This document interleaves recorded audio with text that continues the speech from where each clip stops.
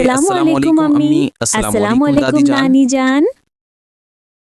N K वालेकुम अस्सलाम। आगे मेरे प्यारे बच्चे, कैसा गुजरा आज का दिन स्कूल में? उफ अम्मी, मैं बहुत थक गया हूँ। आज स्कूल में स्पोर्ट्स डे की प्रैक्टिस थी। कोई बात नहीं बेटा, आप जाकर थोड़ा आराम कर ले जब तक अम्मी खाना बनाती हैं। हाँ अली बेटा, आप अपने कमरे में जाकर रेस्ट करें। मैं आप सबके लिए मजे का खाना बनाती हूँ। जी अम्मी।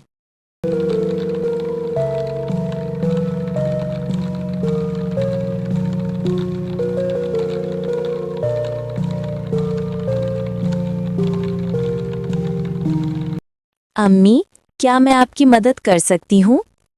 जरूर मेरी अच्छी बेटी, दूसरों की मदद करना तो बहुत अच्छी बात है। इससे अल्लाह ताला भी खुश होते हैं। अम्मी, मैं हमेशा सबकी मदद करूंगी। शाबाश मेरी बच्ची। अली बेटा चलिए उठ जाएं, खाना तैयार है। अम्मी प्लीज मेरा खाना यहीं कमरे में दे दें, मुझसे उठा नहीं जा रहा। नहीं बेटा, सब मिलकर खाना खाएंगे। चले, दादी और महा आपका इंतजार कर रहे हैं।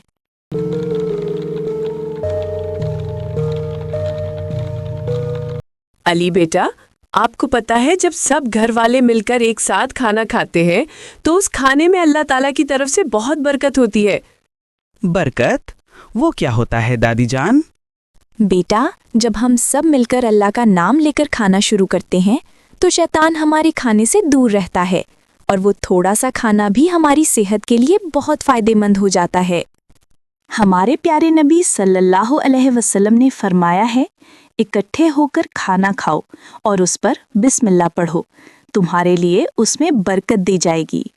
देखा बेटा, साथ मिलकर खाने से न सिर्फ बरकत होती है बल्कि आपस में प्यार भी बढ़ता है। ओह सॉरी अम्मी, सॉरी दादी जान, मुझे ये बात पता नहीं थी। आइंदा से मैं हमेशा आप सबके साथ ही खाना खाऊंगा।